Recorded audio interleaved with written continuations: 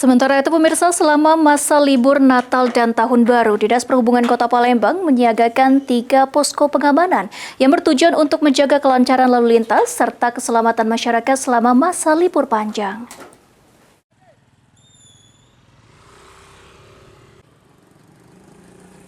Sebanyak 3 posko disiagakan untuk pengamanan Natal dan Tahun Baru yang ditempatkan di sejumlah titik strategis, rawan kemacetan dan peningkatan volume kendaraan.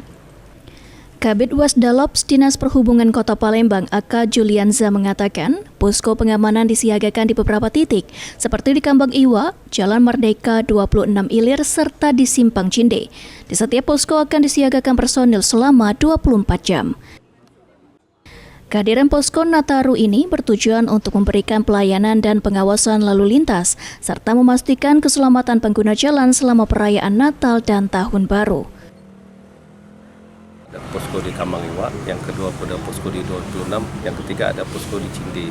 Jadi posko ini 24 jam kita standby-kan personil, yang dimana untuk kegiatan itu membackup dari rekan-rekan dari dinas dari Satlantas juga. Jadi untuk arus lalu lintas, terutama di titik-titik kemacetan itu selalu kita taruh personil. Terutama ini kan menyambut Natalan kan, nanti kita.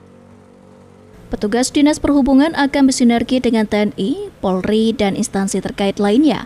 Selain melakukan pengaturan arus lalu lintas, petugas juga disiagakan untuk memberikan bantuan cepat apabila terjadi gangguan lalu lintas maupun kejadian darurat. Masyarakat dihimbau untuk tetap mematuhi aturan lalu lintas dan mengutamakan keselamatan saat melakukan perjalanan selama masa libur Natal dan Tahun Baru.